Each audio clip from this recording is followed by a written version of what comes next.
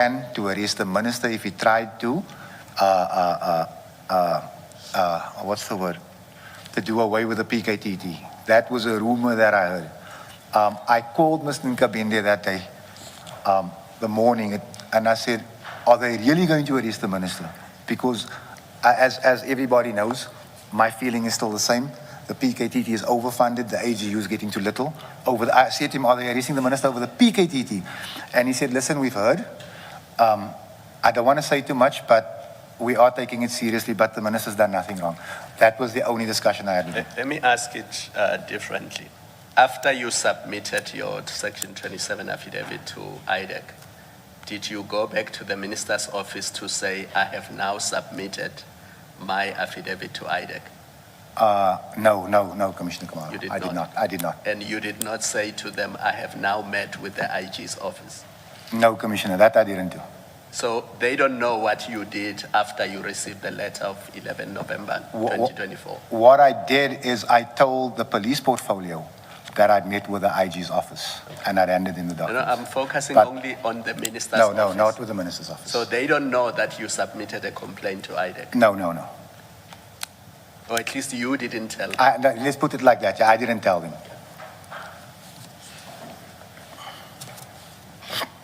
But you knew that the minister's office had asked IDEC to investigate your matter? Yes, ma'am. Okay. Chair, I see it's 11:01. Shall we take the... Let's adjourn and resume at 11:30. And please, the desktop issue and your 27 affidavit.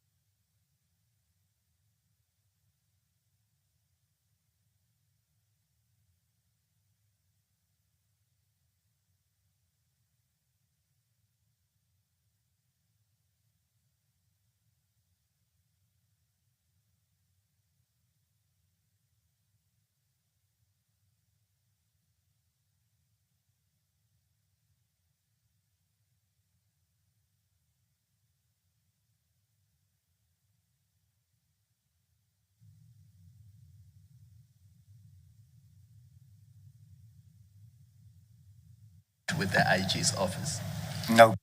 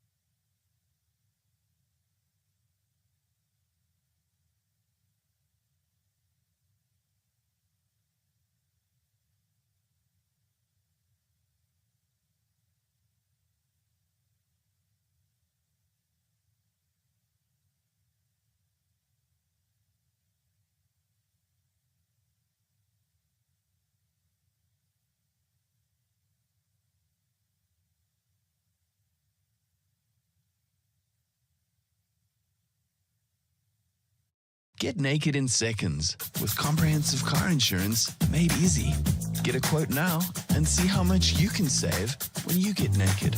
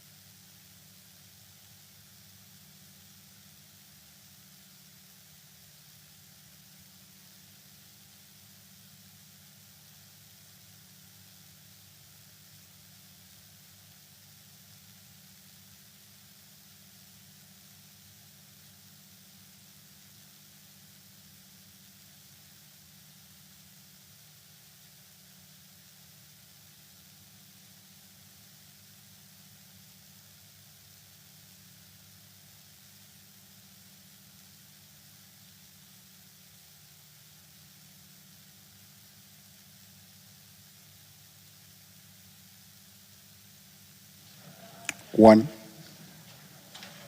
All right, it's 29 minutes past 11. Please, let's make sure that we keep our devices on silent, quiet. Thank you.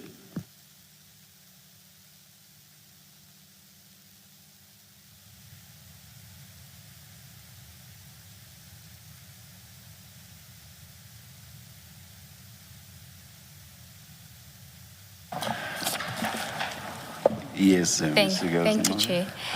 Chair, Mr. Adams did attempt to access his desktop in order to get the affidavit if it is there. Unfortunately, he's unable to because his wife is not available to assist him with that. We've agreed that he would include it as part of his supplementary because I understand she can only be if it exists. I've not granted him Yes. permission yet to file the supplementary. Subject to what you say, Chair, if it does exist at all, because he doesn't know. I But think, Mr. Adams, you are afforded an opportunity to file a supplementary. Thank you, Commissioner. Commissioner, if I may, just so that you know, because I didn't want to speak on camera, I think you and I had a chat about where my wife would be on Friday, Commissioner Madlanga. I'm not sure. No, just, oh, sorry. I doubt that. I think all we've done when we meet outside would just be to exchange greetings and pleasantries. I don't remember that kind of detail anyway. Thank you, Chair. Mr. Adams, there are two clippings from the recording that I want to play. The one relates to the opening of the dockets, just to go through what it is that you told IDAC at the time. And the second is what you had spoken about earlier about the threat that was made, that you heard, the rumor that you heard that the threat was made by General Mkonazi for Minister Mchunu, that he would be arrested if the PKTT is disbanded. I'm not so much interested in what you say, what you communicate to them, but what Mr. Perumal says in response to that, okay? So can we start with and Chair, I think you will need the headphones that were, and just check if you have a pair. I do, thank you. I think this portion is audible, but it's easier to have the headphones on. So this is a recording after introductions are made, and Advocate Ramsamy asks you about what happens from the time that you receive the documents. So we're working on that one personally. With regards to that, how does this information reach your table? Let's start there with the housebreaking situation with Lushaba. Lushaba, hey? Yeah, sure. I was given the family of an officer. I read it. I couldn't believe what I was doing. You didn't try to make any attempts to trace who dropped the file off or anything? There are no cameras in there. So that was exactly. And you're still in possession of that file? Yes. Yeah, the documents. Yeah, no, we have them. Yeah. I made copies, but I've given what the content is. Full names is Fadiel Adams. I don't have the second names. Fadiel. That would be my ID, like you need the second names. So just keep it simple. Did help.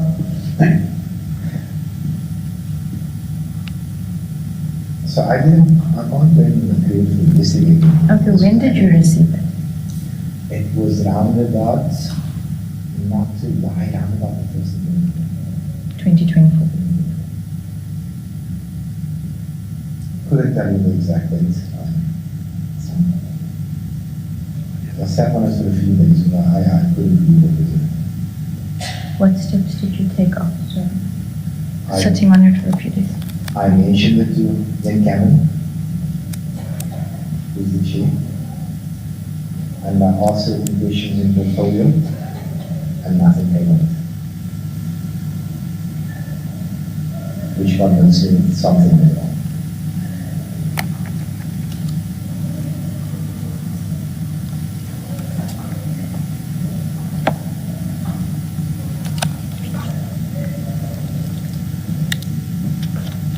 Actually, I think that's what my telephone is not on it.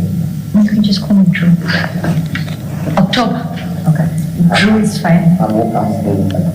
Really? So we carry me to tell the truth. Okay.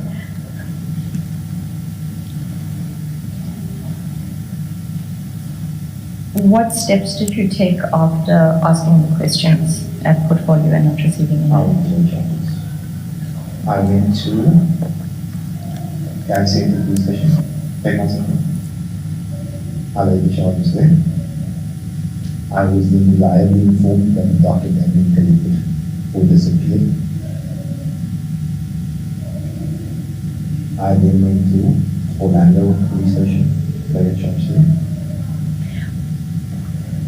Okay, one of the questions we will be asked is, when you found out about the Grand Central, you then left the entire province and went to Ikasi and opened the document. Because if they disappeared, the Grand Central disappeared, which is fine as well. Okay. So you had no faith in opening it within the province? Okay. What steps did you take with regards to going to Orlando? You booked your private vehicle, you took The a... flight. Okay. With my following ticket. Mhm. I know this is what I'm doing, and I know the charge. Who did you go with? I went to London. Do you have any contacts at Orlando?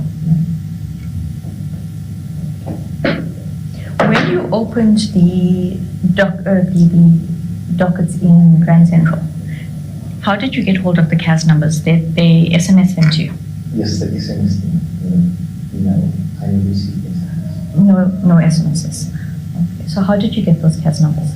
No, the face numbers I provided to begin with was from the Orlando police station. Because when I got there, I heard something.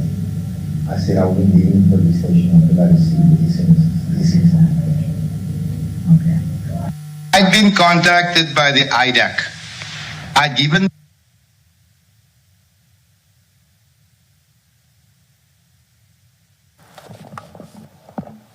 Mr. Adams, you now heard the recording. Now, this is the independent entity that you want to that must investigate your matter. So I'm hoping that you would have been open and honest with them about it, because it's an entity that hopefully at that stage you didn't have misgivings about, because this was the independent body, correct? As far as my memory would allow, yes, ma'am. Okay. Now, you do correct yourself when you give the date when you initially found the documents, and then it is put to you. Oh, sorry. Ms. Sigels, I heard and I think it's the case, in fact, with my co-commissioners. I heard Ms. Ramsamy quite well. But it wasn't the case with Mr. Adams. With Mr. Adams? Yes. Can you perhaps just summarize what Mr. Adams says? Will do, Chair. Advocate, excuse me, Justice Madlanga, Commissioner Madlanga, if you could just speak up, I'm struggling to hear you. Oh, sorry Thank you, about sir. that. Thank you, sir. Yes. I was saying I had difficulty hearing you. I could hear Ms. Ramsamy quite well. So I was asking Ms. Sigels-Ncube to please summarize what you say.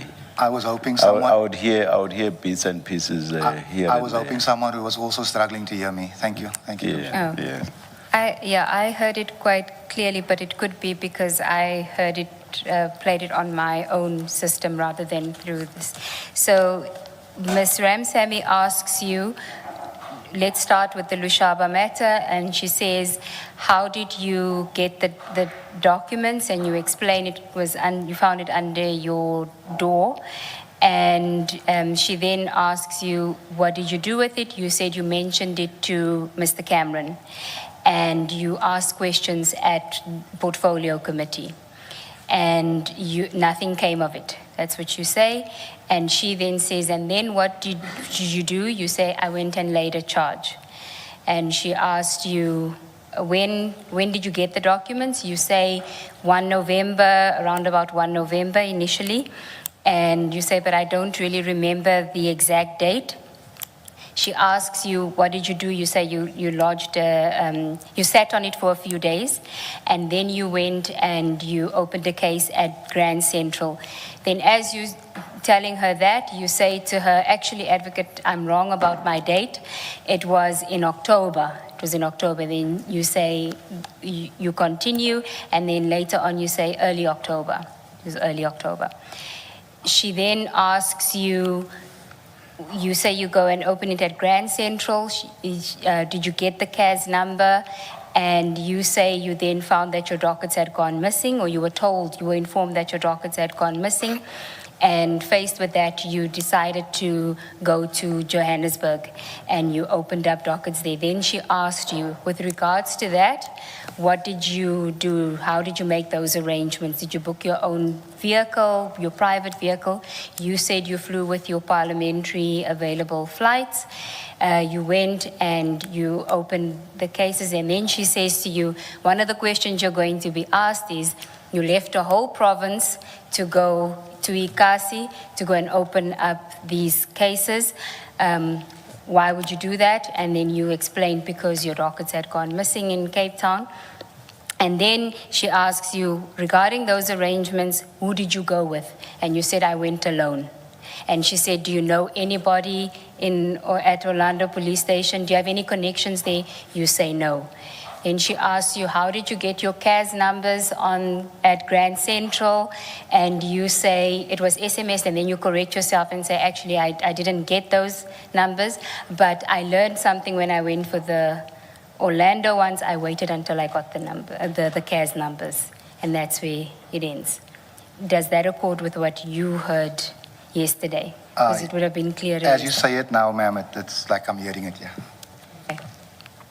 So I just have a few questions regarding that. You say in the recording, you correct yourself and say early October. I had asked you yesterday and you were firm that it would have been late October.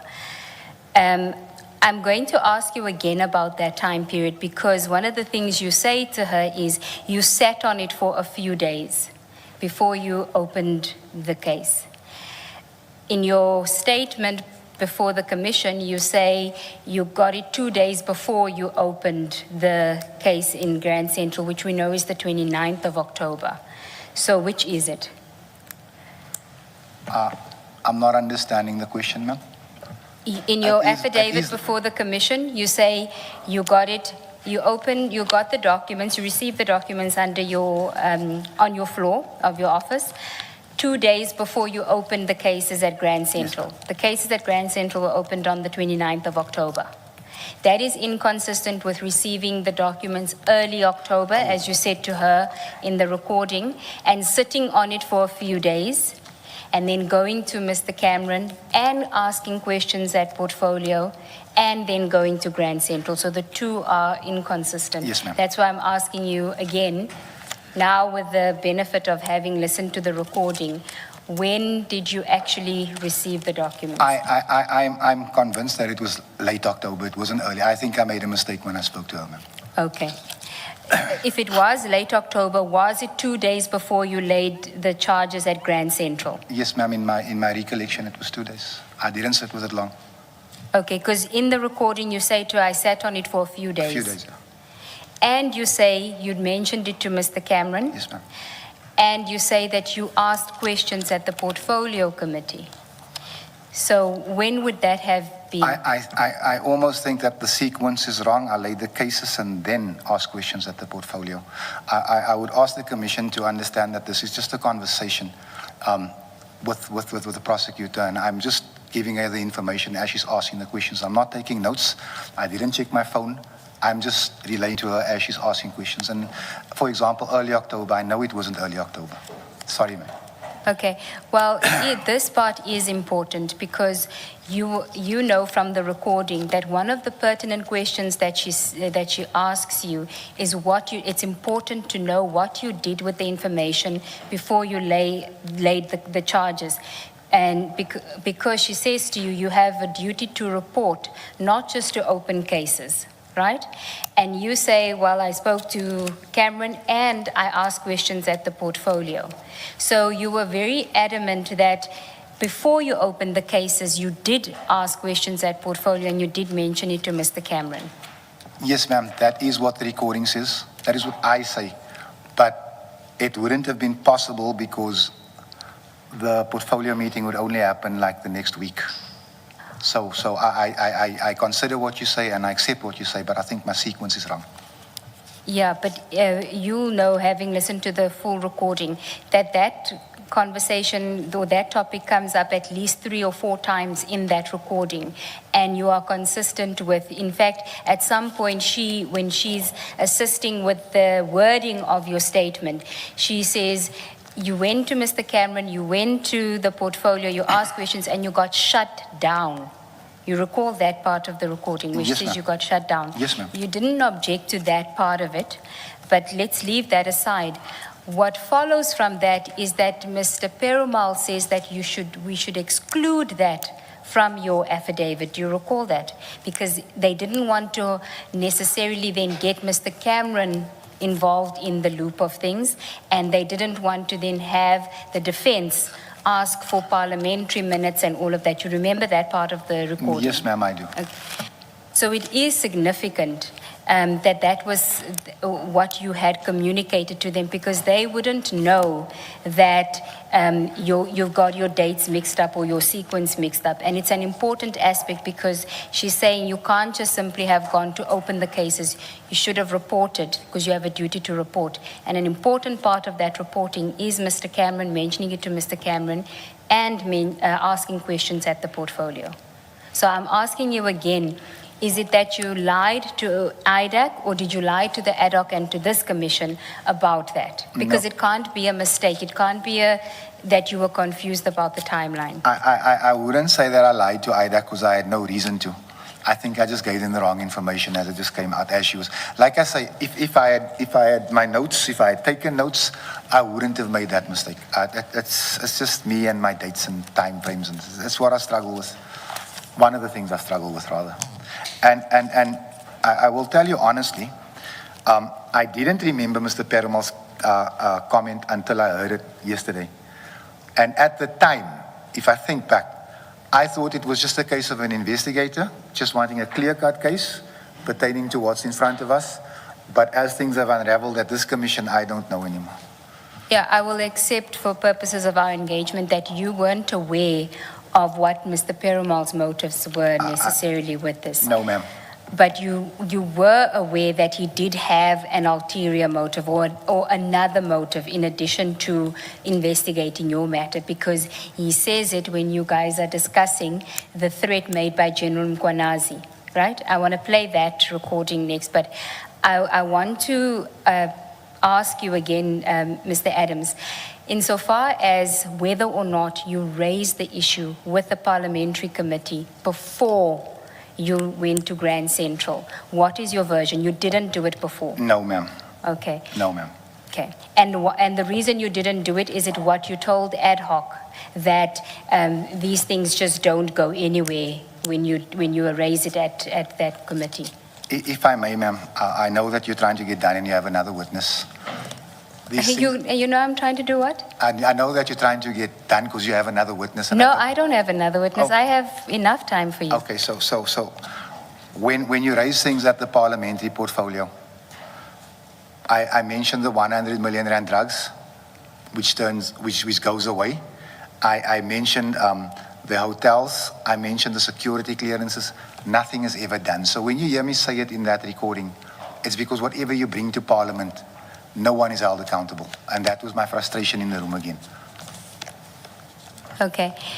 And did you know at any point in time after your engagement now with IDAC on the 6th of January 2025 that they were also approaching Mr. Cameron to get an affidavit from him for purposes of the investigation? No, ma'am.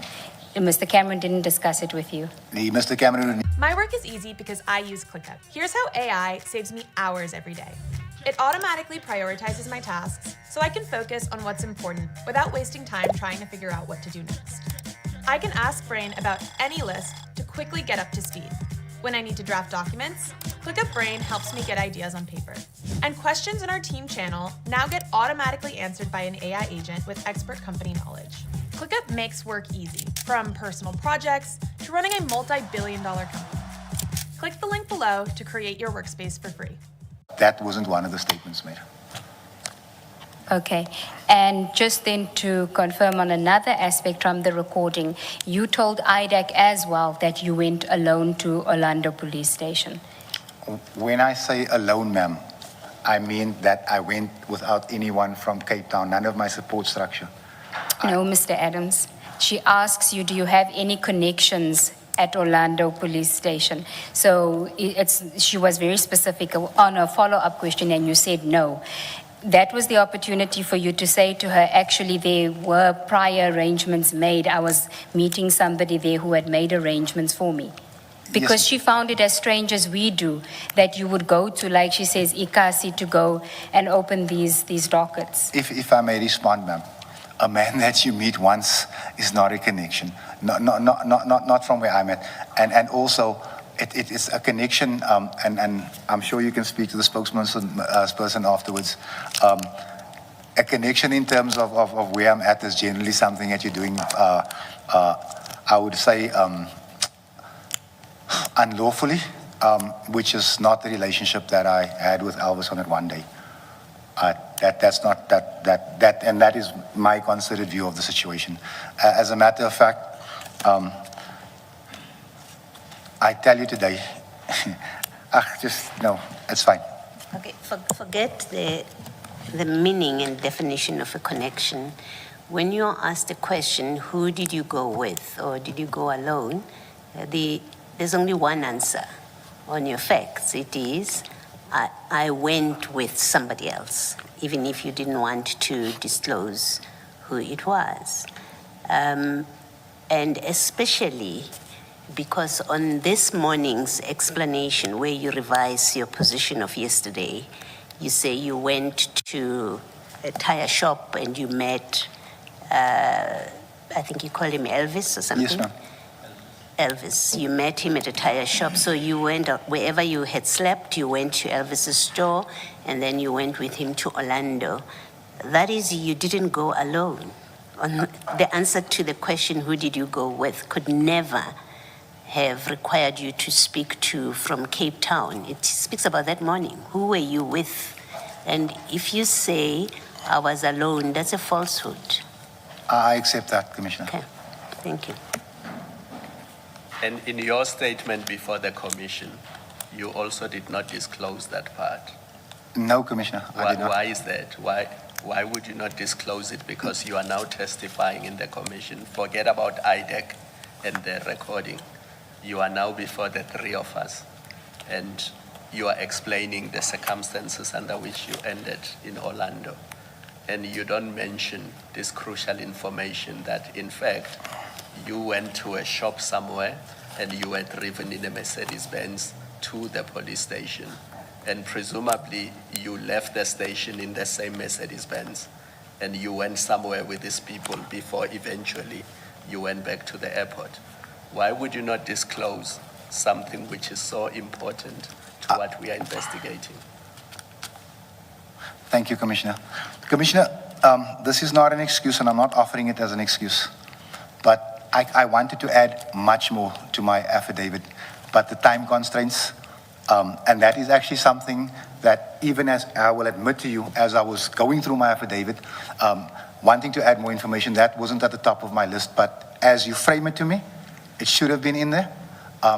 But I asked the Commission to understand that I did ask for a later date because my supplement, my affidavit would have a lot more. There's information in here that some of it pertains to your scope, some of it doesn't, but that I wanted to put in here, and unfortunately. Mr. Adams, you had an extra week. Remember, you submitted an affidavit late Sunday evening. You came here on Monday. We couldn't deal with your evidence. You were given a week and a half to come on Wednesday this week. So you had a week and a half to add this.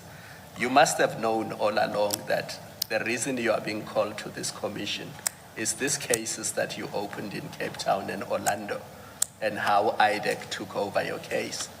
So that is crucial information that you did not mention in your statement.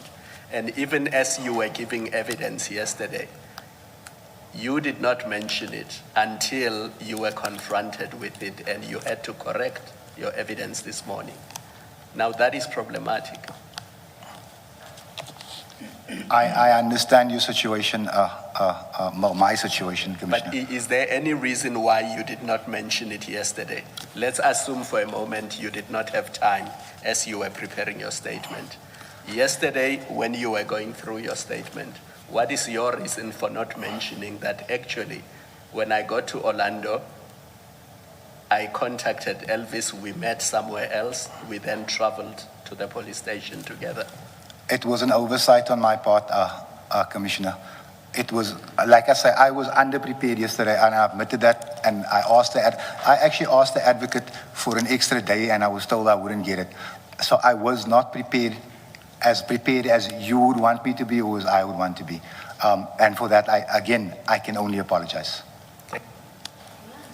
Can I suggest that it's not the subject of an oversight when you sit and say, I took an Uber from the airport to Orlando.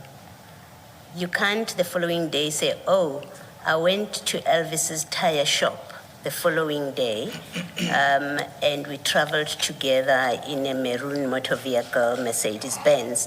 There's no oversight. It's a completely different story. And as you told it yesterday, that I took an Uber and I landed at Orlando and I met Elvis there, you would know as you're telling it that, but that's not what happened. You've conjured up a story. You've come up with an explanation what happened that day. It cannot be an oversight, this change of your story. You chose to tell a version. The best you could do is to say, I don't have any recollection of that day, and try to make sense of what I did. That's why I told you a different story. It's not a matter of oversight. And I want to put a proposition to you, but do you want to comment on what I've said now before I put my proposition to you? No, Commissioner, I do not want to comment. What I want to suggest to you is, when you look at what you tell us happened, the facts of General Lincoln at the airport, he's the one that said go to Orlando. When you are at the airport, he's the one that said to you, call this number. And this happens to be a crime intelligence person who, as Commissioner Kumalo pointed out to you yesterday, happens to be the same person that dealt with Mr. Mkhosi, Mr. Matlala. There's that connection. And you tell us, General Lincoln gave you his contact details, you know he's a crime intelligence person, or even if you didn't know, you meet him at Orlando. Those facts suggest you knew this cannot be disclosed. These facts of how all of this came together, you knew it can never be public. That's why you don't tell people, I had this from General Lincoln. Remember yesterday you were asked, did you say who your source was? And you say, no, I did not. It's because you knew you couldn't, if he's your source, including that he's connected to you with these people. And I want to suggest to you that that's why you did not tell the truth about how you land up at Orlando, including who you went with. It's because you understood this could not be disclosed because of the people that are involved with it. Do you want to comment to that? That's my view of why you have told us the story that you have. If I may comment on that. Yes. I understand how the dots could be connected, Commissioner. And if indeed Elvis is involved with, I heard he was involved with Brown. If he was involved with Cat, I was the loudest member of Parliament screaming for the cancellation of that Medicare clinic 2014. I promise you now, you will not find me anywhere near that man. So what I'm saying. Discount Mr. Matala for my proposition for what I've put to you. Discount that I've mentioned him. Let's work with how you say your source is General Lincoln about the loss of your dockets. He's the one that says go to Orlando, and because it's him that's saying that, you have no reason to doubt him. You get to the airport, he says to you, contact this person.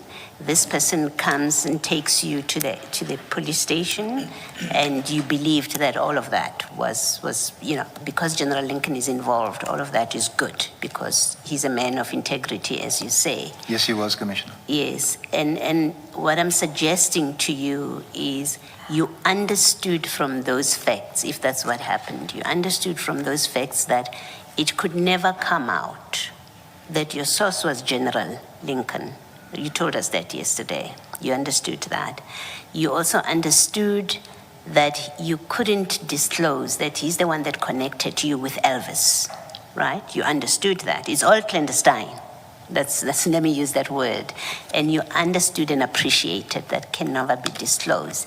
And that's the reason I'm suggesting to you that is in fact the reason that yesterday you gave us a different story about how you got to Orlando, and you changed it today, and you changed it today because you were confronted with the facts that were going to be put to you.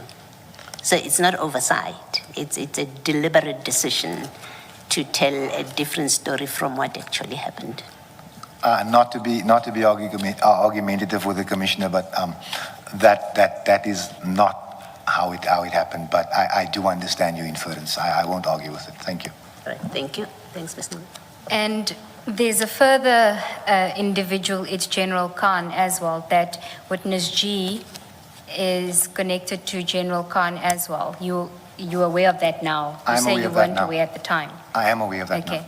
If I can ask you to go to file 9B, page 3920.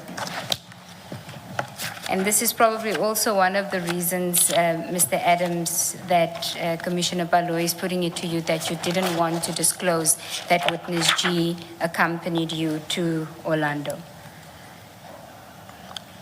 So it just tell me if you have 3920. I do. This is a letter from General Khan's attorneys, and it is addressed to one of the recipients. I think it's Ms. Mbele or Mr. Mbele, but it's CC'd in there is General Mbuso Kumalo. And it regards a request that was made by General Mbuso Kumalo to interview or see General Khan while he was in hospital. And the attorneys address a letter to them to explain what the arrangements will be regarding visits to with General Khan by SAPS officials. And the letter says, we confirm that we act on behalf of Major General Feroz Khan. We have been copied in on the exchange below. As a solution, we propose that subject to our client's medical condition, and the professional views of the attending medical team, any visits to our client must be facilitated through witness G. We have requested that witness G facilitate such requests as he is more readily available to respond in person and that he is or should be familiar with members of SAPS.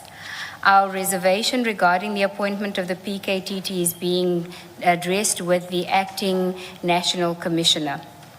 Now, there's also an affidavit by witness G where he says that although he works with General Khan, he has a close friend relationship with him, considers them to be friends. And this is the same person that's escorting you to Orlando Police Station, right? To go and lodge criminal charges against, amongst others, the Divisional Commissioner of Crime Intelligence, right? And does it not so transpire that one of the concerns or one of the allegations that you made was that somebody like General Khan was being overlooked in favor, and General Kumalo was being favored for the position of Divisional Commissioner when there were other more qualified or qualified generals within crime intelligence, one of them being General Khan? Yes, ma'am. That's correct? Yes, ma'am. Right. So you can see why we are saying to you that the reason why you didn't want to disclose that witness G was the person that escorted you is because of this close connection that he has with associates of the minister who you complain about your investigation, which the minister, office of the minister escalates, and insofar as General Khan is concerned, where you are raising issues that he potentially has been overlooked for the position of Divisional Commissioner, which General Kumalo got. Correct? May I respond? Yes. Thank you, ma'am. I note the email. It genuinely has nothing to do with me, but I will assist you. I will try and assist with the assertion you've made. My complaint about policemen being overlooked had everything to do with security clearance. I was asking questions as to why people who didn't have security clearance became heads of provinces, heads of crime intelligence. And as a matter of fact, I think it was the National Commissioner that said, and this is more than a year and a half ago, so I'm saying it loosely. He said, Adams has issues with everybody and their security clearance, but he doesn't speak about Khan, who skipped a rank. And my reply was, give me the evidence and I will lay a charge. That evidence never came. I'm not acting for Khan.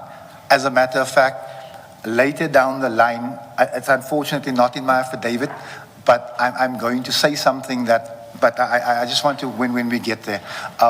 What I'm saying, I do understand the complications, and I'm understanding clearer than ever how wide this net is. And I'm understanding that while I'm trying to lay charges so that we can start fixing the SAPs, there's a game being played behind me that I still don't fully understand. Okay, but did you know that General Khan also deposed to an affidavit in one of your cases? In one of my cases? Yes. I was never told this. You were never told? Never. Okay. Now, when you raise the complaint, and it's only because you've mentioned it now, it's not anything that I would have asked questions about. When you raise the complaint about General Khan, such as General Khan, being overlooked when people without security clearance are appointed, did you know or did you inquire about his own security clearance? Because the testimony that we've had so far suggests he also doesn't have security clearance. Ma'am, last night, people went on TV claiming that I didn't know Andre Lincoln, and I said to myself, I'm not going to mention my brother anymore, but I just want to. I mean, his wife went on TV and confirmed that we were friends and that we were working together against corruption and gangsterism. But I just want to say to you, I don't have the names right here. General Lincoln told me 7 of the 9 PCs don't have security clearance. Madondo will never have one. Kumalo has one now. This was the discussion because his concern and my concern was our SAPS is run by people who for whatever reason cannot get security clearance. My question is about General Khan. No, I'm getting there. So I specifically asked him, what about Khan? He said last I checked he had one. Okay. Thank you. The evidence before us suggests he also doesn't have security clearance. So this is yet another case where General Lincoln gave you an incorrect answer. It could well be, ma'am. And as I say, I'm quoting him loosely. He said last time I checked he did. But what I'm saying is, if General Khan does not have security clearance, he doesn't belong in the office either. Thank you. Okay, and then just finally on this aspect, how long did you know Mr. Nkabinde at the time that you complained to the minister on the 1st of November? The very first correspondence I ever had with Cedric Nkabinde was when he replied to my email. And he called me from an office line, maybe a day or two later, and asked me if I was happy with the progress made, with his responses. And I said, yeah. And he said, take my cell number if you need me after hours. But I never used it until one specific day, and you're going to play that recording later. That was the first time I actually used his cell phone. Okay, that's when you use a cell phone, but I think you are wrong on your sequence again. Because remember, I took you to your email of 1 November 2024 at 8:21, where you addressed the email to the minister himself. And then I say to you 4 minutes later, the email is then addressed to Mr. Nkabinde. So how did Mr. Nkabinde know to send, for you to send the email to Mr. Nkabinde? How did you know to do that? And that's when you said you received a call. Yeah, so it wasn't a day or two later. All of our email addresses are on the parliamentary phone book. If I punch in your name, your email address will come. So I found out who the minister's staff was. And also the other person that was looking, no, I'm lying, no. You are lying. You said yesterday that I am lying. Yes. No, my sequence is and here I tonight. wasn't even trying to catch you out in a lie. I was just correcting you. If I may, ma'am, sorry. It's because I'm being flooded with paperwork here. That's why I'm correcting myself. I'm lying. The first time I spoke to Nkabinde, I got the response from Nkabinde was, I'm not going to steal.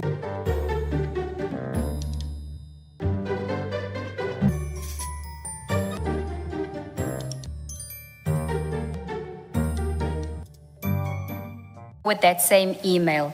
And that's when you said you got a call from Mr. Nkabinde to forward it to him. Yes, ma'am. Okay, so that was the first time, the 1st of November, Yes, not 2 days later. Sorry. So you're saying that is the first time that you spoke to Mr. Nkabinde? Yes, ma'am. Okay. And how did the relationship progress such that by the time you meet on the 6th of January 2025 with the IDAC guys, you're able to tell them about what Mr. Nkabinde told you about the threat made by General Mkonazi? I will happily tell you that. I received information and it seemed too far-fetched to be true until I spoke to certain people who said, this is a concern. And I think you're going to play I don't know if you're going to play the recording because I don't want to. About the threat? Yeah. Yes, I'll get So to that. There's one part where you use very colorful language. Well, you use it in both, but the first one, it's not as audible. I had to strain my ear for it, but I could hear the colorful language. I'll rather play the second one, Please. but I can't protect you from what you said there as well, but it's less than the first one. And I'm asking that if we can even edit it out. My mother's watching.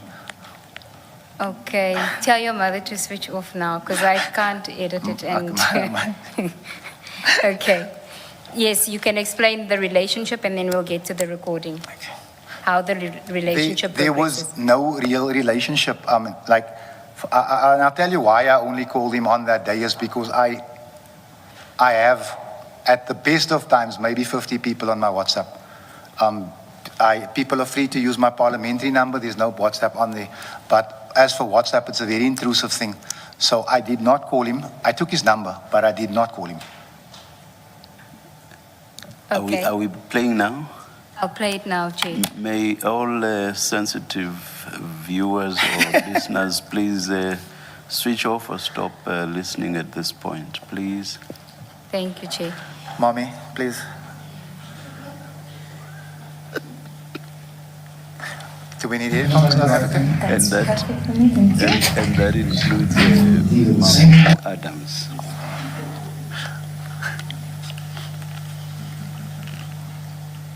I did the right thing? That's perfect for me, thank you. These are the same. But brother, Martin's telling me there's something about the threat to arrest the minister or something. Yeah. From who is it coming? The Commissioner of KZN, Mkonazi.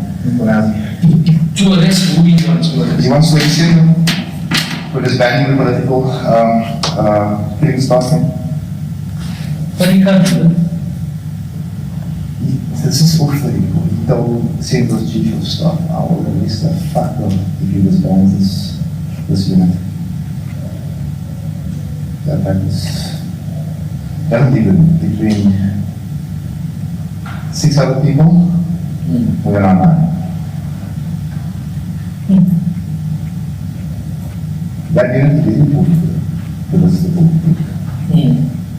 Because that's the unit that's used to terrorize people. We're going to teach them. It's like the new flag post. They'll get proper manners. No, this is the new flag post unit. Let me tell you that. They'll get proper manners. I'm struggling to get that boy out, that Lamini boy out of prison.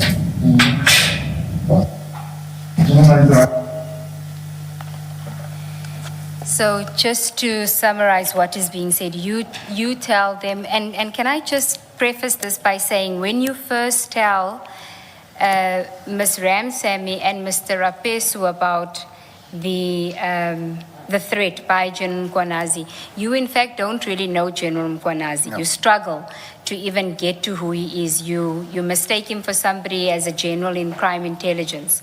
And Mr. Rapesu is trying to get the name out of you, and he says, who is it? Is it somebody that's national? And you didn't know. That's correct. So as at 6 January 2025, you didn't really know General Mkonazi? No, ma'am. Okay.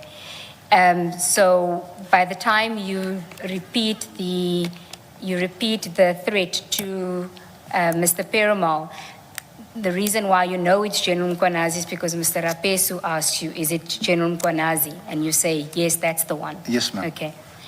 And you're relaying to them that Mr. Nkabinde told you that General Mkonazi called him, Mr. Nkabinde, and said that he's going to effing arrest Minister Mkhunu if he disbands the PKTT. Correct? If I may, I had heard the rumor that very morning that there was a plot to arrest Minister Mkhunu. Now, I've made it very clear to anyone that will listen that while I have my differences with the minister on the issue of disbandment of the PKT and the strengthening of the AGU, I support the minister. And what the rumor was going around, and I have a screenshot of it somewhere because someone sent it to me, but by the next morning it had gone countrywide. It was that General Mkonazi, no, I don't know if General Mkonazi's name is on there, but the PKTT is going to arrest Senator Mkhunu if he tries to disband it. So I called Mr. Nkabinde and I said to him, I'm hearing rumors that probably aren't true, but they are concerning. And he said to me, General Mkonazi called me and told me that they will arrest the minister if he attempts this. And I was shocked because I genuinely believe that in spite of everything said about the suspended minister, that he's a more than decent man, and I was upset about it. So that is my answer. When you first tell Mr. Rapesu and Ms. Ramsamy about the threat, you actually refer them to, you say to them, can I tell you something that I'm not supposed to tell you? And you say to them, and this is why Ms. Ramsamy actually asked that it not be played, that part, because you were saying it's off the record, but you were the one that actually wanted that part to be played when you gave us the clippings. But in that record, that clipping, you say to Mr. Rapesu and Ms. Ramsamy that I want to tell you something that I'm not supposed to tell you, but the minister, Minister Mkhunu is freezing CI positions, right? Now, why do you say that you're not supposed to tell them that? Because General Lincoln asked me to tell nobody. He said Senzo is cleaning up. Okay, but by the 6th of January 2025, the disbandment letter that was sent by the minister to the National Commissioner was already public, and one of the directives from the minister to the National Commissioner was that the post should be frozen. So it wasn't a secret. So it seems to me that you weren't referencing the letter. You had information other than what was contained in the letter. And now you're saying it's because General Lincoln told you, which means he had inside information. Ma'am, you know, I've got a voice note here that I will not play, but I will play it to you. Then don't tell us. No, what no, because I don't want to drag that man any further. I don't want to harm his family. But General Lincoln had deep information within the SAPS because of the respect people had. People would complain by him, and he'd give it. If you understand what I'm saying, he and I would sit and we see how we could source it. So I'm not talking about this particular issue. I'm talking about issues on the whole. So for me, when the man asked me, keep the state Senzo's cleaning up, this was good news, even though I didn't know what Senzo was doing. Yes, I'm interested in that part because it seems to me that what you're saying to us is that General Lincoln had information about what the minister was going to do, which was something outside of the official letter that was communicated to the National Commissioner. Because if it was something that was already public, you wouldn't need to say to Ms. Ramsamy and Mr. Rapesu, I'm going to tell you something I'm not supposed to tell you. Because by then the letter is public. Everybody knows about it. That's what I say, ma'am. That is exactly what I mean. That's exactly what I know. And that's why I don't think I expand any further, because I've got nothing else to add. So General Lincoln didn't tell you how he knew that Minister Mkhunu wanted to clean up? Out of respect for him, there are things I didn't ask. Okay. You know, there are things above my pay grade. But I must state for the record, and I don't want to mention my friend anymore, that the respect I had for that man, I never questioned anything about him. Okay. I think, Mr. Adams, the more important issue maybe on this topic is you have brought General Lincoln into things that we consider questionable, as in him being on your evidence, him being involved in things that he had no business to be involved with and to discuss with you as a friend and member of parliament. And on this last conversation, that here he knows what the minister is planning to do, and if he were here, we would have had to ask him the question, what business and in what capacity you're retired. So I appreciate that you express, and I don't quarrel with the kind of respect for him that you express, but I don't know that you realize that you've brought his name into matters that are of concern, not only subject matter to the commission, but who in fact was involved in what looks like machinations. You know, you've involved him, you've invoked his name in that way. I just want to draw it to your attention that that's the effect of your testimony. And if we accept it, maybe let me say, if I accept your testimony that implicates him, everything that you have said about him, I would, alone, I'm not implicating my co-commissioners, I would conclude on what you have said about him, that he was part of the shenanigans that have created and resulted in, among other things, the prosecutions of General Khumalo that we now know IDEC is dealing with them the way that they do, or the National Prosecuting Authority. I would have to conclude that he was part of the machinations that, and he had knowledge into the minister's decisions and reasons to dissolve the PKTT and the other decisions that the minister has made, because that's how you've implicated him. You know, he's feeding you information, he's sending you to meet with people clandestinely that you're not able to disclose because you understand you cannot disclose these things. it's a consequence of your testimony, how you implicate him. Do you want to comment? Please, ma'am, if I may. This man had retired from the SAPS. He lost both his legs. He was an amputee. He sat in a wheelchair. He'd get in that wheelchair, find his way to his car, and meet me in Manenberg or Lavendale to stop gang violence. He was passionate about cleaning out the SAPS. I understand 100% the consequences of what have happened since I opened those cases, but my affidavit said General Lincoln told me walk away, son. So no, what I'm importantly, what I'm trying to say is that this man had no ulterior motives. Yes, he may not have had, and it's still a debate that must be had whether we accept what you say about him.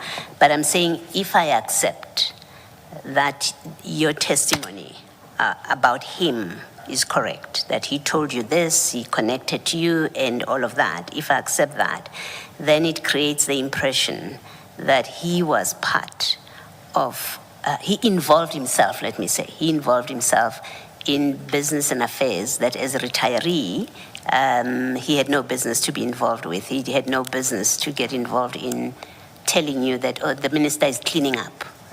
He had no business to know that. You understand what I'm saying to you? Because he's not in force. He's not in the force, in the service. I will concede that. You understand that? But I just want to state it on the record.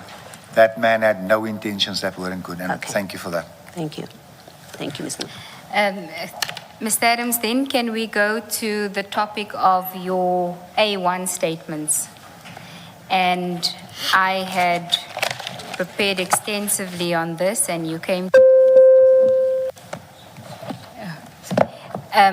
I had prepared extensively on this, and you came to me this morning to say that you want to tell us about these A1 statements before I interrogate you on it, which is on page 3475 of file 9. File 9 or 9B? I think it's 9, normal 9. Thank you. Just 9. That's it. Thank you, sir. 3475.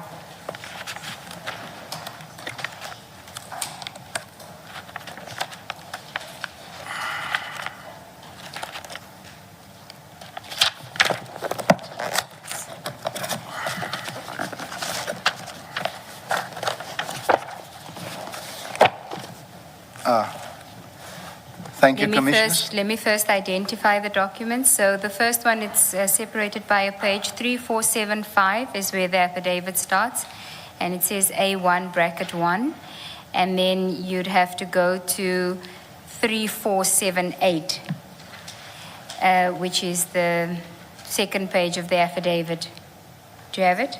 Thank you. I'm unsure if we're going there because I'm going to save the Commission a whole lot of time. Yes, but I first want to identify them so that the commissioners know 3475? which affidavits you're talking about when you tell them Oh, sorry. what you want to say. 3475? 3475 and 3478.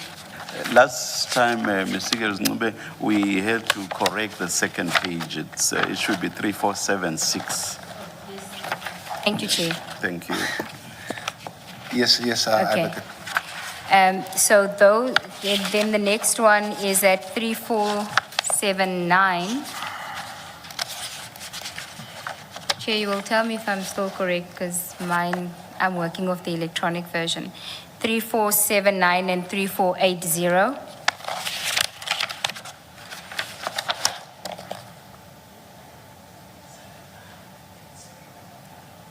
Yes, ma'am. Yeah. And then 3483 and 3484. That's the third one. Yes, ma'am. Now, you confirm the signatures that on the pages that we've identified? There's also 3485? No, that's the supplementaries, Commissioner Balwe. These are the A1s. So you want to tell us whether those are, it's your signature on those pages that we've dealt with? Those are my signatures. And it's commissioned by Mr. Perumal on the 6th of January 2025. Yes, ma'am. and it says, "In my presence at Cape Town." Yes, ma'am. Okay, tell us about this affidavit, these affidavits. Commissioners, thank you, Advocate. Mrs. Ransamy is right that this is a deviation on these affidavits, but they are commissioned on the same day, on the date as said. However, what has transpired in this committee, it has become obvious to me that Advocate Johnson was working with a brief and that I was seen in this respect as a pawn. This is why I have laid the criminal charges against the IDAC and Dylan Perumal. And if it is okay with the commissioners, and I will consult my attorney and the investigating officer, who I intend to see this week, and we will, if it is lawful, I will give you my affidavit that will be presented to the NPA. Because what happened here, from here on in, and I do not wish to talk about it here, not on a public platform, from what I know now, it was wrong. False pretenses were used. And from here, I'm not saying what happened before. I'm not saying hotels weren't bought without tax monies. I'm not saying any of that. But right here, I think 30 years of prosecution experience was thrown around. Certain things were done. And this is why I have laid the criminal charge with the IDAC. Against the IDAC. Well, let's just take it step by step. These are your affidavits. Yes, It was ma'am. commissioned by Mr. Perumal on the 6th of January 2025 in Cape Town. Yes, ma'am. But not during the consultation that was held with you, Mr. Rapesu, Ms. Ramsamy, and Mr. Perumal on the 6th of January 2025. I'm going to give the Commission one final statement on this before I invoke my right, not to remain silent. Well, you don't, according to you, you've laid the criminal charge, so Yes, ma'am. you won't have to invoke any right. And we don't know whether it's under investigation. You've just lodged it. So I am going to ask you to explain to the commissioners what you've said. Yes. And I want you to be very careful with what you say, remembering that you are under oath Yes. now regarding this. Yes. And I have given you ample opportunity to have a look at the document and confirm that it is your signature. You took the file home with you as well, and you confirm and you remember that this was commissioned by Mr. Perumal in your presence on the 6th of January 2025. Yes, ma'am. Okay. You can tell us the circumstances under which that occurred. Some hours after my consultation with Ms. Ransamy, Mr. Perumal and Mr. Rapesu, Mr. Perumal called me. You could see he was pressured, or you could hear, because he spoke as fast as I do. And he said to me, "I've submitted your A1s to the auntie," he said. I said, "Who's the auntie?" He said, "The ID." I said, "Okay." He says that the ID is not happy with the way we structured this thing. She wants your case broken into 4, and she says we must add a little bit more meat. I said to him, "When do you want to do it?" He says, "I'm flying out tomorrow." It was late. He said, "But if you want to come to my hotel, I have a printer." I said to him, "No, I've got a printed mouse. If you want to do it, otherwise we can fix the affidavit next week." He said, "No, man, I'm under pressure." Mr. Perumal came to my house. He was in conversation with the advocate for a long time. When you on say and the off. advocate, you're speaking about Advocate Johnson. Advocate Johnson.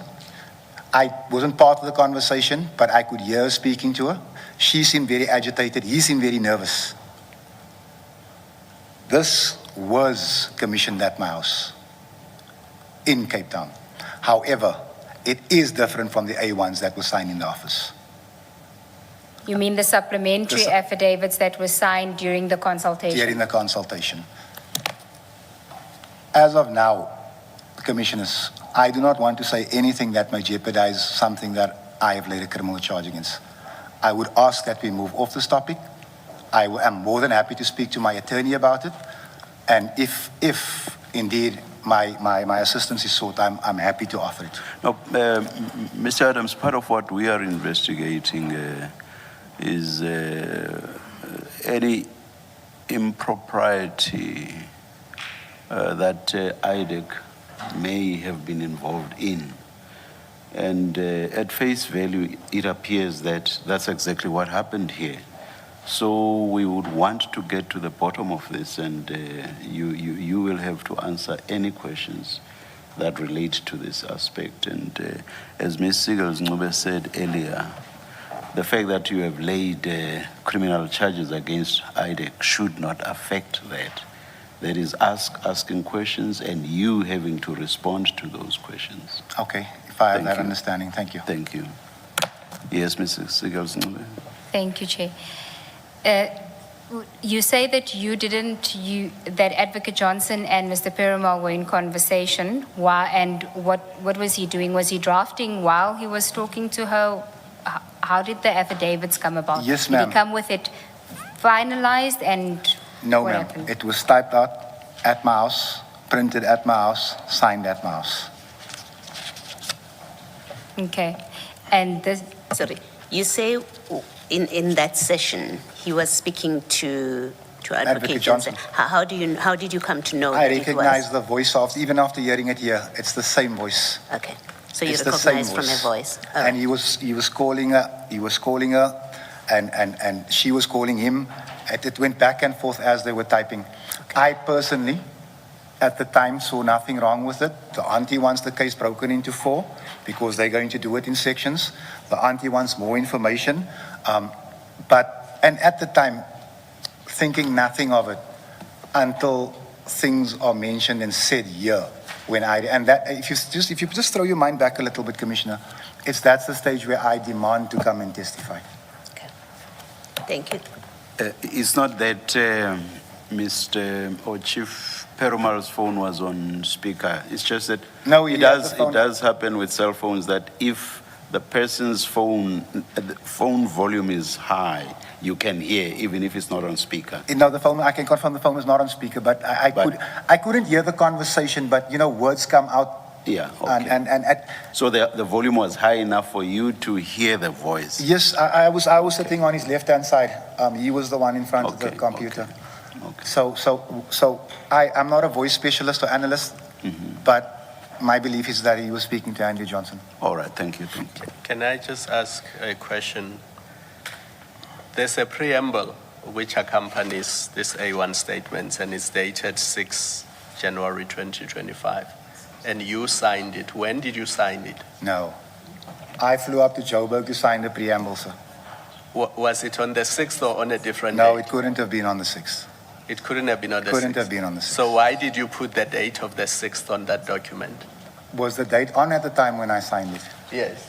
Now, if I can have a look at that, please. Can you put it up in file 3680, item 5?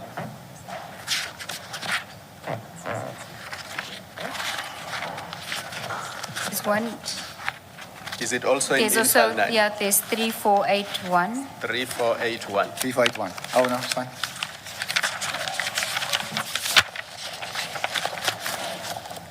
Eight-one. 3481. Yes. Yes. Ms. Adams, look at 3481, please. Yes, sir, I see this. Is that your sorry? That You is said my you signed signature. it on the next page. 3482, sorry. 3482. Yeah. That is your That's my signature. scribble, but the date is not my handwriting, and I would not have allowed this. So you did not put that date I think there this of date was 6 put in January. retrospectively. So when you signed it, it did not have a date. I don't think it had a date, sir. I think I mentioned it earlier, that when I went up and I told him I'll come to Pretoria, I was running late, and I called Mr. Perumal, and I said to him, can you meet me in the parking? I need to go. And it came down. It was I just read through it and I signed it. And is it not possible that the affidavits Ms. Ncube was taking you through, you also signed them on the date that you signed this preamble? No. And for me, I want to leave the issue of the affidavit to Ms. Ncube, but why did you not tell the ad hoc committee this? You knew the ad hoc committee was probing Advocate Johnson on the very issues we are discussing, the referrals, the charges against General Kumalo and others. And she was being asked about the Section 27 referrals. You were there. You know that committee members even asked for these documents. So why did you not mention it to the ad hoc committee? Because you were there as a committee member, but you were also called as a witness to testify on these very issues. And then in your statement to this commission, you have a section where you set out the headings that you're going to be dealing with. And the subheadings specifically refer to the issue of the affidavits that you signed and you deposed to. Why do you not mention this late night call and this late night affidavits and the commissioning of affidavits at your house? Because you must have heard Ms. Ramsemi's evidence, and parts of her evidence upset you so much that you gave media interviews on them. And your first shot at her in this commission was to criticize her for calling herself an advocate when she was not an advocate. So you knew about these issues. And I know I've said a lot, so my two questions are this. Why did you not mention this to the ad hoc committee? And why did you not mention them in your evidence in chief? If I may, in the ad hoc committee, there was never mention of more than one section 27. It was only said that she had classified it, which I thought was a bit iffy, but I didn't make much of it. And they didn't really go into the statements. And again, Ms. Adams, I'm talking about the conduct of IDEC.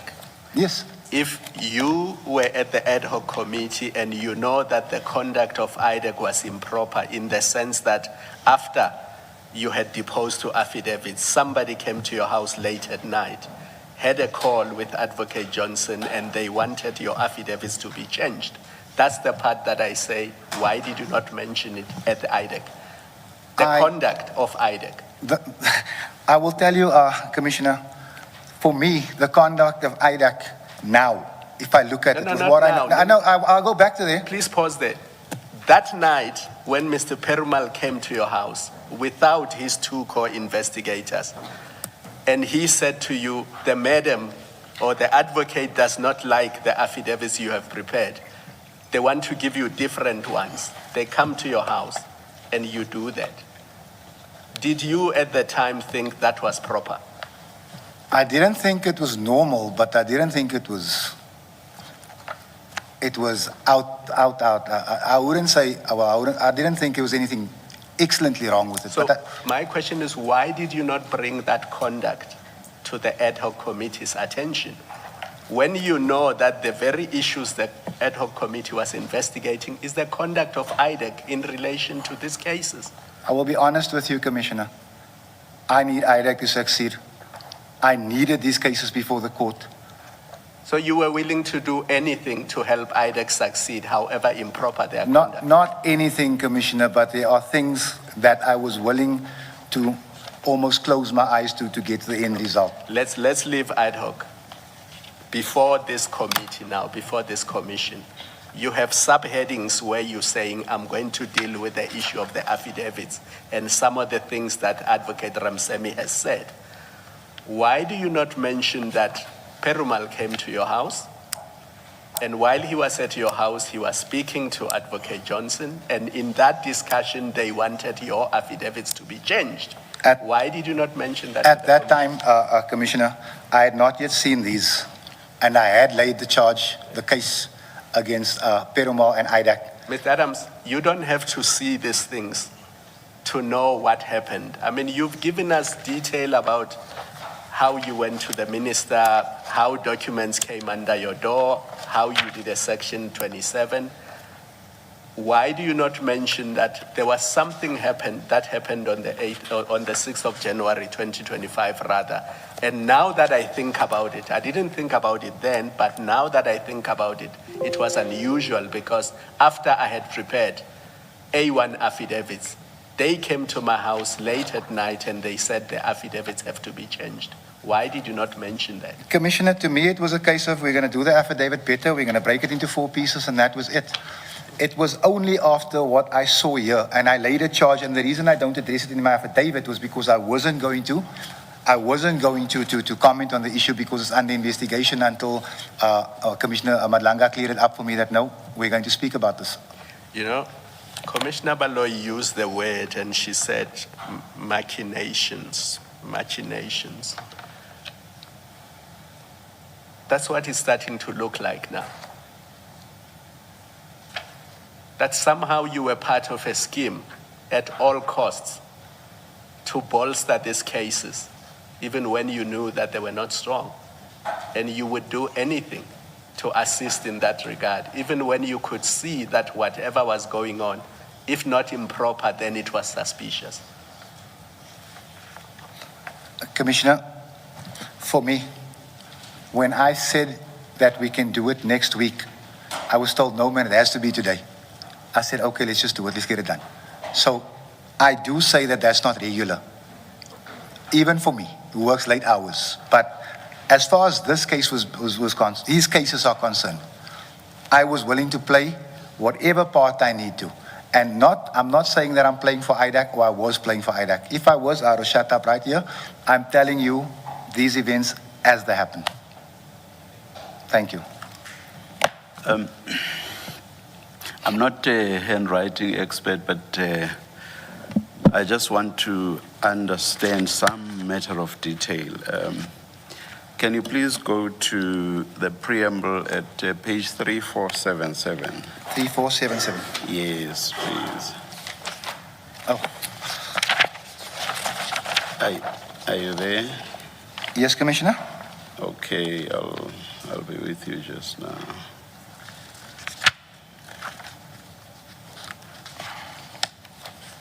Uh, 3477, I'm sorry. Yes, Commissioner. Yeah. The corrected one. I'm not with you, Commissioner. There's a preamble. It comes.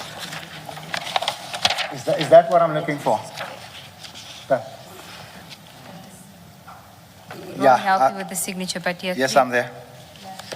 Is that the correct one? No, the one that has A1 and 2 in brackets. Yeah, A1 and then bracket 2 Yes. at the top in manuscript. 3476. 3476. Yes. Do you have it now? I have it, Commissioner. Yes. Now, I think you've owned that signature, and that's the one where you say, when you were in Johannesburg, you said, yes, sir. This was brought to you and you met, Yes, and you signed. What I've noticed with the signatures on the preambles, if, for example, we were to think in terms of angles as in mathematics, that part of your signature that comes down, do you see it? In this signature on this preamble, it's slanting to the left. So if we're talking an angle, it would be an obtuse angle, slanting to the left like that. And let's go to page 3481. There as well, you see that slanting to the left, which would again be something like an obtuse angle if you look at it in conjunction with a dotted line at the bottom. You see that? I see that. Yeah. Okay, now let's look at the signatures on the affidavits themselves. Let's look at 3476.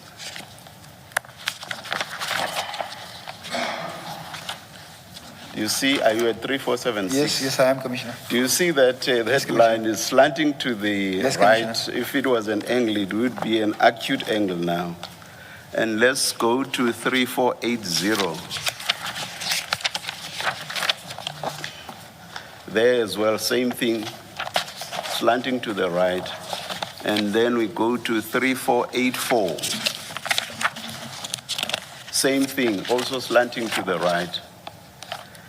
I know that when you sign, like if I were to sign now, even if I were to sign immediately after having signed, I sign my signature, and immediately within seconds I sign. Those may not look exactly the same, I know that. But what strikes me is that with all the preambles I've referred you to, we see what approximates an obtuse angle. With all the affidavits, we see what approximates an acute angle. Can you explain that? Yes, Commissioner, I can. Yes. I signed that while I'm sitting in the car. They brought the paperwork down. It was a case of this.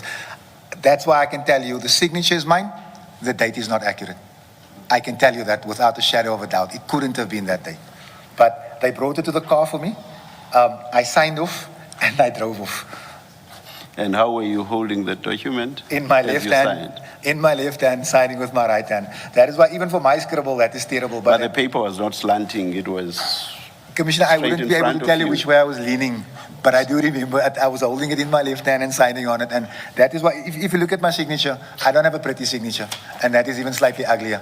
So that's the reason for that. Okay. So I will own the signature. It's mine. The date, that does not belong to me. Yeah, I just had to raise that because there are lots of issues around these documents. No, I and understand, therefore, if I notice something that's off with the signatures, I just had to engage you on it. I understand, Commissioner. All right, thank you. I just take you back to these affidavits that you, in this conversation with Mr. Perumal, that Advocate Johnson wanted the topics or the complaints to be broken up into 4 parts. You've already at that point given the team of 3, Perumal, Ramsamy, and Mr. Rapesu, you've already given them 4 different separate affidavits. Yes, ma'am. What does Mr. Perumal say to you now you're supposed to do? Why are you now required to do 4 separate, to deal with what now? Because you have 4 separate affidavits already. Yes. So I gave them 4 separate affidavits, and my understanding was that she wanted it done another way because she wanted to break it into separate cases. I don't know if it was 4 or 6 matters. So that was my understanding of the situation, of which I was willing to comply. I was willing to comply. Yeah, what I'm trying to understand is you already have 4 separate cases, remember? And that's what those affidavits that you gave earlier in the day to the 3 of them, the supplementary affidavits, they deal with 4 different cases. Yes, ma'am. What was explained to you is going to be the difference in the content, because it must have had something to do with the content. He must have said to you, now we need to exclude this for reason A, B, C, D, or we need to include that for reason A, B, C, D, for his approach to you to make sense. What does he say to you? My understanding with the affidavits that I gave him was that it was going to be 3 cases. Even though you gave him 4? Even though I gave him 4. Okay. That was my understanding. He then said to me that, no, the auntie wants it in 4, which I didn't argue with because she's the senior prosecutor. Yes. So he said to me, the auntie also wants a little bit more meat to the cases. And this is where we sat down, and this is where we started writing. Yes. And do remind me, because I've closed the pages here, do any one of the ones that Mr. Perumal takes from you in the evening, do they deal with your allegations about the PKTT? Let me just see.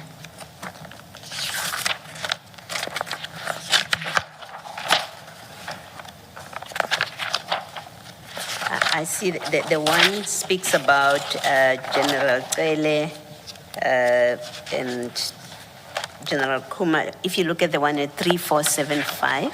3475. Thank you, ma'am. That deals in paragraph 2. It says something about General Masemula and Tele and General Kumalo. And then in the next paragraph, it talks about top secret clearance for many years. That's the one. And then the second one at 3479 speaks to General Madondo and the documents that you found under your door. Which page are we at now? Sorry about that. I'm sorry, I just lost track now.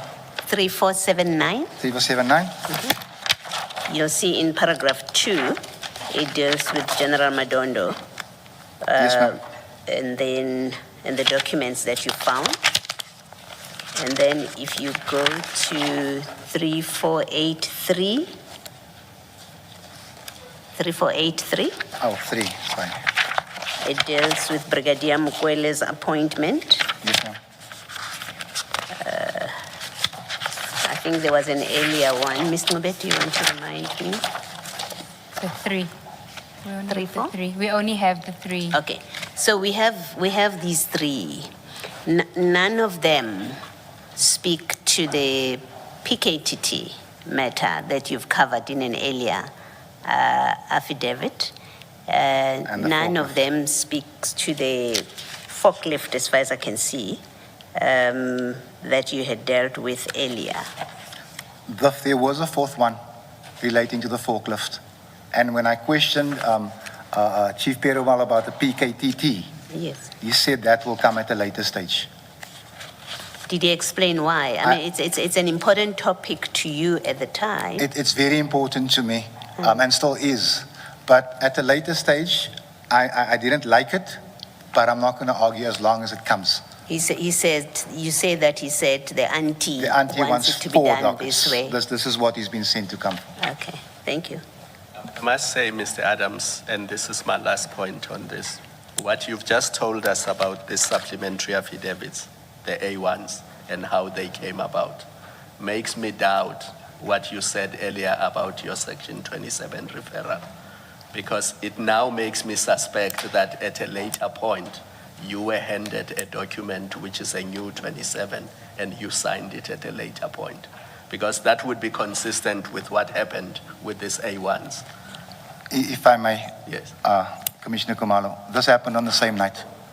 That Section 27 is the only one I signed. I understand that part. I'm talking about affidavits having been prepared before, and then late at night or whenever somebody comes back to you and says, we need to add this, we need to take this out, we need to do this, sign new affidavits.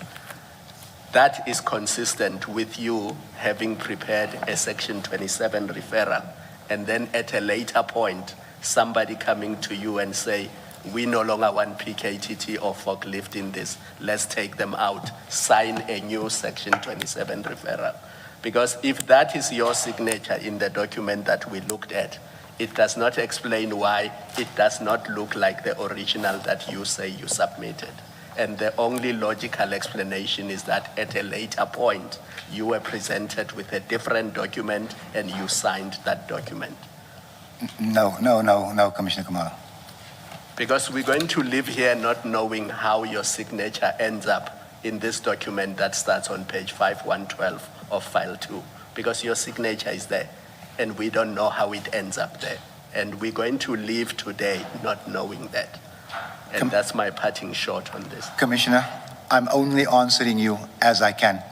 For instance, if I may, that, I forget it again, the introduction? Preamble. The preamble. The easiest thing in the world would have been to deny the signature on the preamble.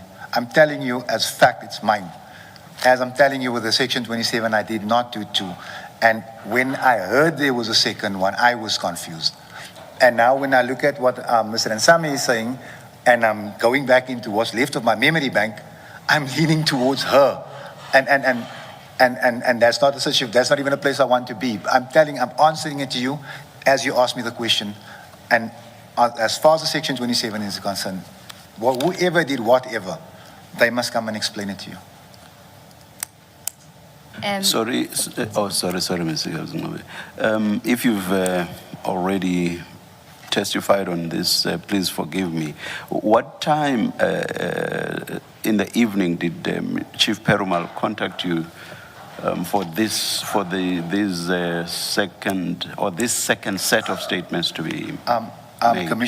Commissioner Madlanga, the time, it was late. I can't be very specific. How late?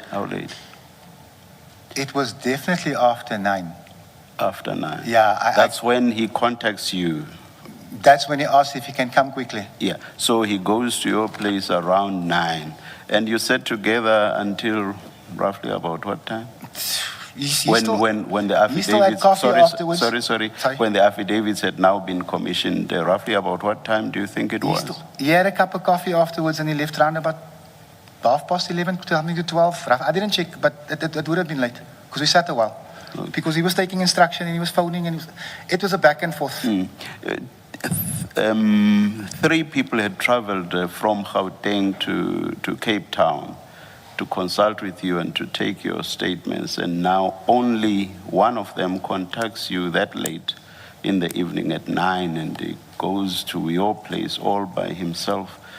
and is with you until 11 or even after 11. Were you not suspicious about this conduct? Not at the time, Commissioner. I'm speaking to an officer of the law. On the phone, he's got an officer of the court. I'm comfortable. All right, thank you. Thank you. Mr. Adams, Ms. Ramsamy, while you were giving this evidence, sent me a message to say that at that stage, by 6 January 2025, nobody in IDEC was referring to Ms. Mokwele as Ms. Mokwele. They had only known her as the BMW lady. And if you go to one of the A1s, the Mokwele A1, The Mokwele A1? which is on page 3483.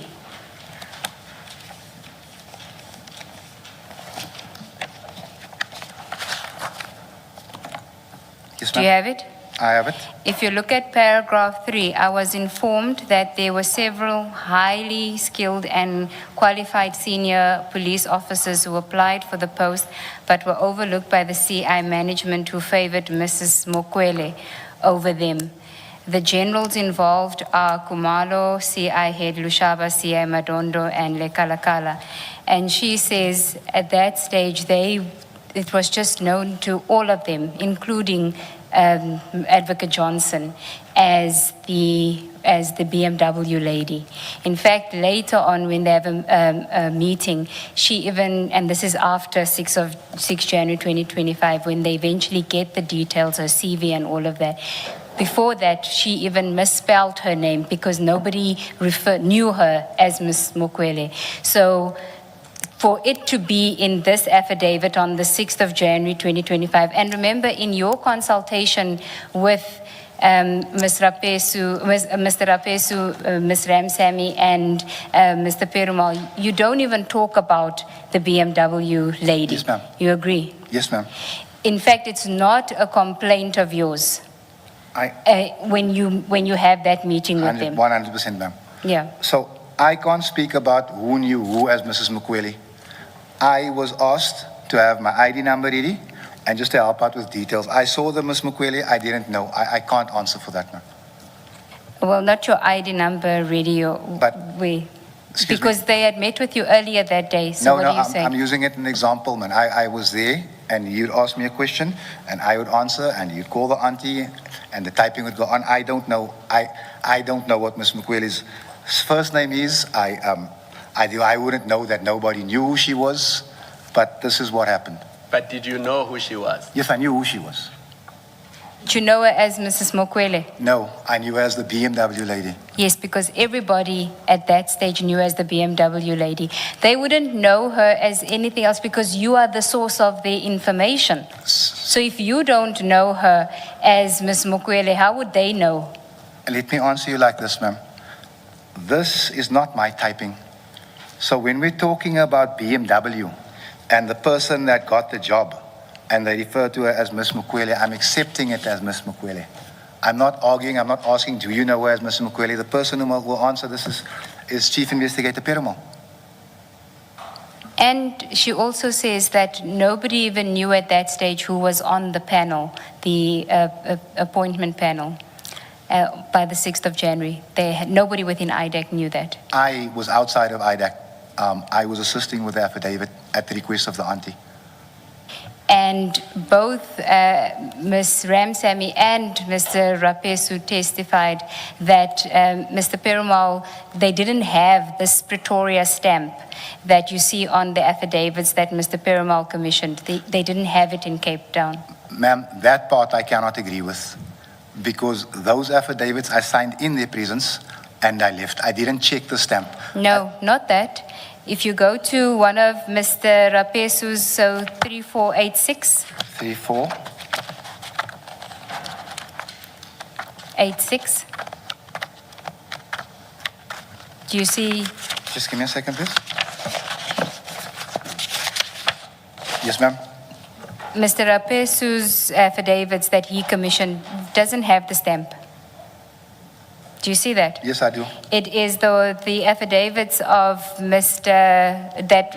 Perumal Commission that has the stamp. So 3478.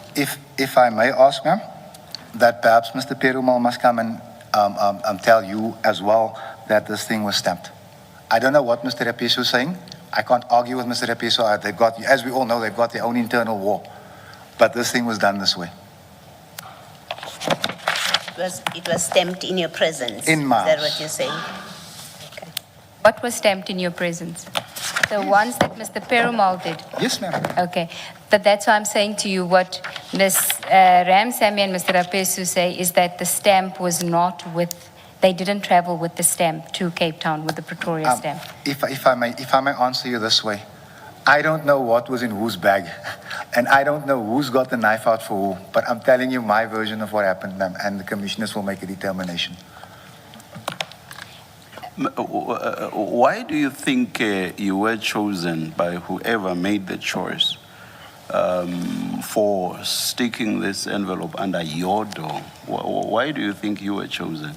Commissioner Kamalo, I think I'm easily the most outspoken and active person regarding fighting gang violence and drug abuse on the Cape Flats, easily, by a mile. And people know that this is my passion and this is what I live for. And I've been making noise in that police committee since day one. Somebody thought I'll either take it to the media or to the SAPS, but when I saw the confidential part, I knew the media wasn't an option. Somebody probably put his money on, now this guy will lay a charge. I understand that now. I 100% understand, as Commissioner Kumalo put it rightly, the machinations, and I don't see the whole picture. I don't see the whole picture because I've got many question marks and many questions. I'm even starting to doubt things that I did myself.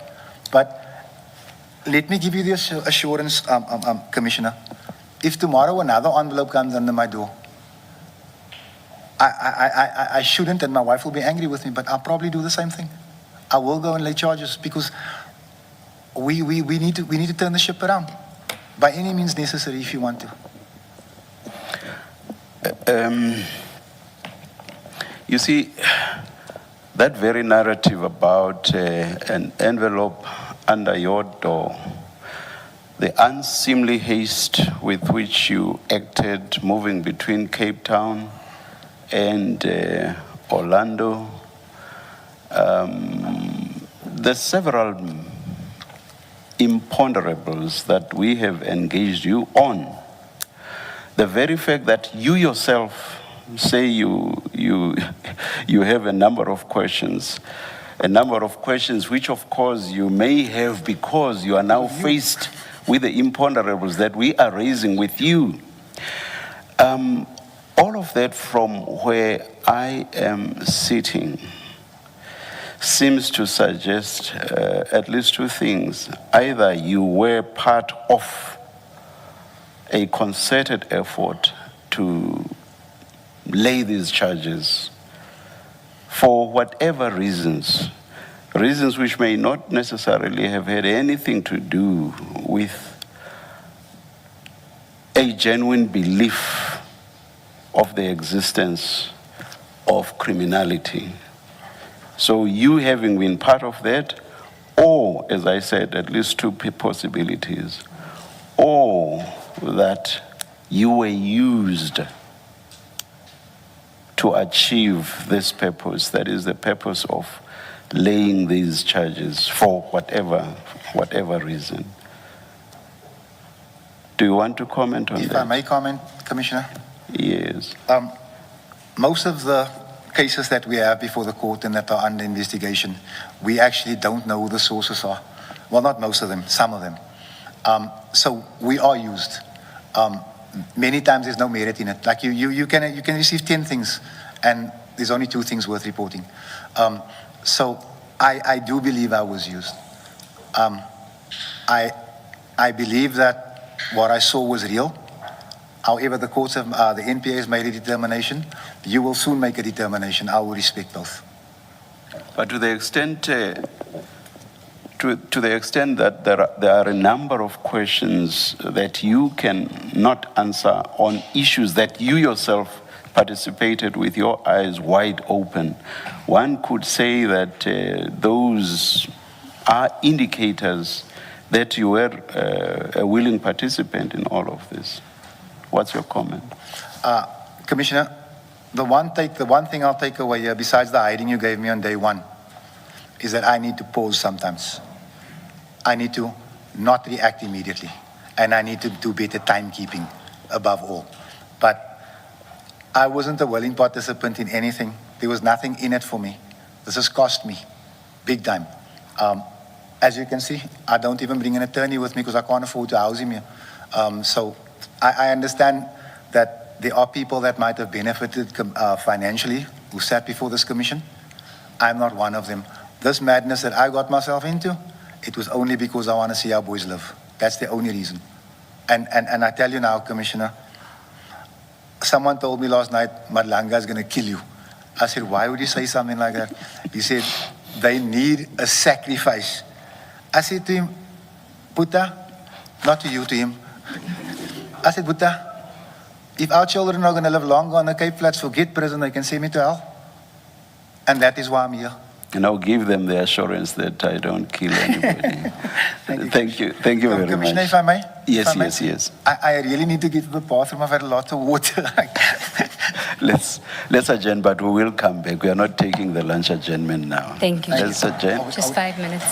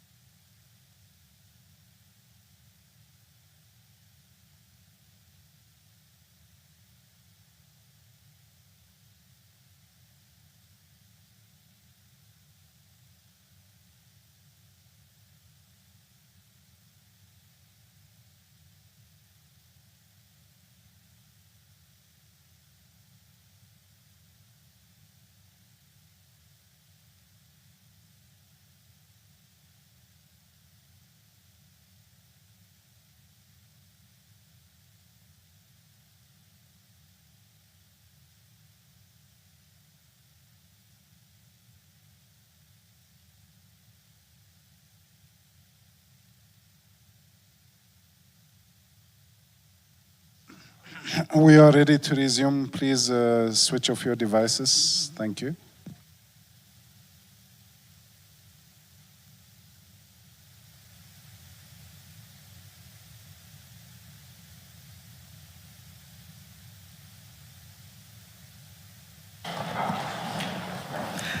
Yes, Ms. Sigals-Ncube. Thank you, Chair. Chair, two brief matters. The first is that Mr. Adams has now given us the recording of General Sentimule's evidence at ad hoc. It's a 2-minute clip that he wants us to place on the record, and we'll just play it quickly. And then there's one last topic that I want to address with him. Is it audible enough? Or It do we is need audible, this? yes, Oh, Chair. thank you. Chairperson, Yes, Mr. I Adams. just wanted to bring you to your attention. I lost track of time earlier. It's Friday. If my mother sees me on TV at 1:20, I can't go home. I need to be in mosque. So if we can please expedite this out. I understand the Commission's responsibility. I'm hoping that the Commission understands mine. So that's 7 minutes only. I don't know if it can fit in. I will be done by then. I'll keep my answer yes. short. Thank you. No, I don't think that you'll be able to elaborate, but let's see.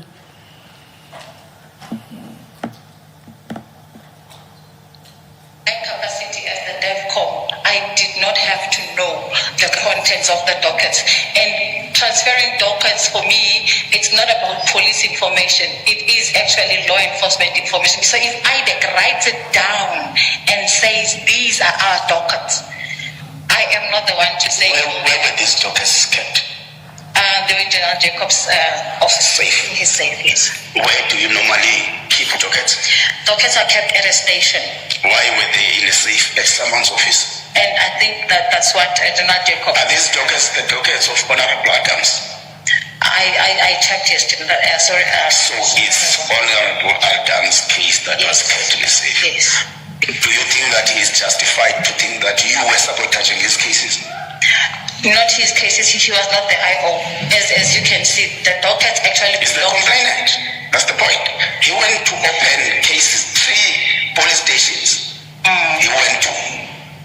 And he says to us, he was testifying, he's still going to testify today.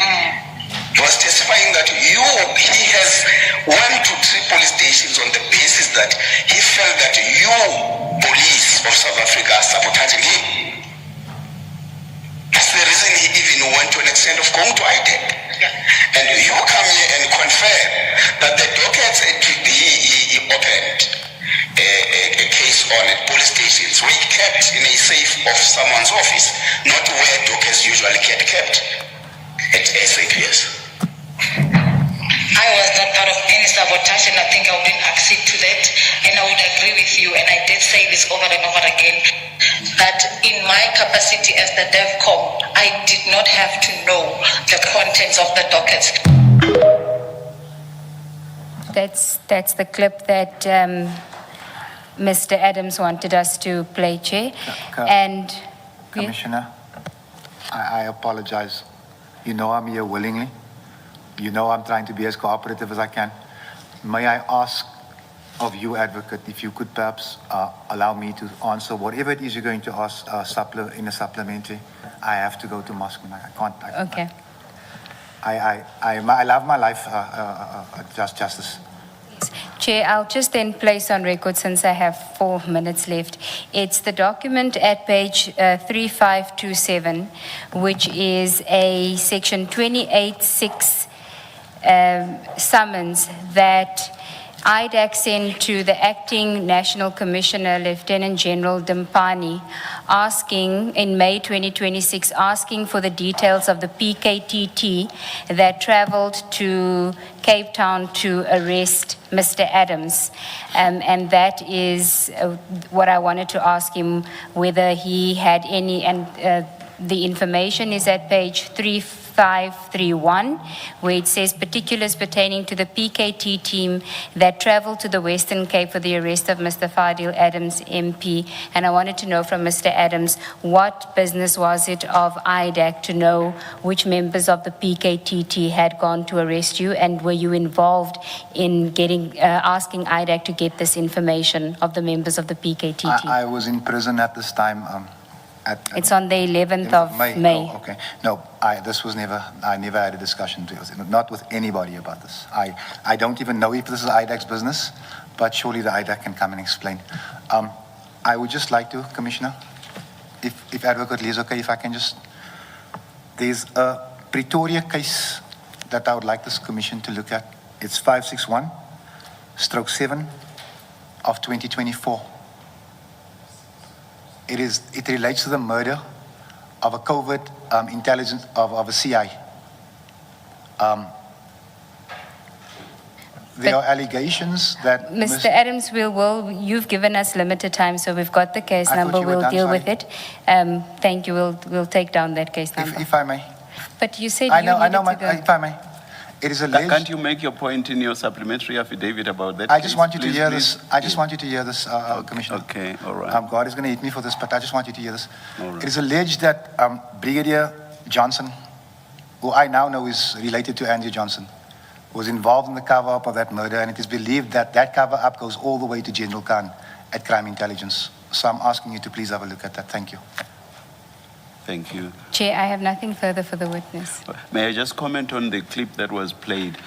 My sense listening to that and having the background of the evidence that we went through, my sense is that Mr.